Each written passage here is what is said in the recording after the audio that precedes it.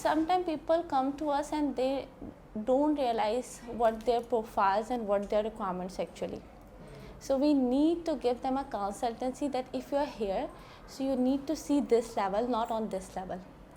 We proper arrange a grooming sessions, we proper arrange these kind of a big setup where people come to us, especially the girls come to us with their mothers, and they learn okay how to speak, how to talk, how to walk, each and everything. I do provide them consultancy especially.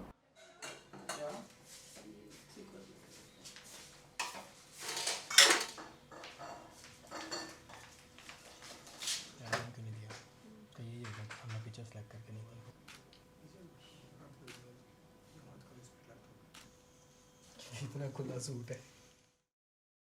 मैंने तो जब अपनी colleague को देखा था और वो बहुत माशाल्लाह खुश हैं, वो जहाँ उनकी शादी हुई वो बहुत अच्छी फैमिली से हैं, सब कुछ, उनकी एक बेटी है।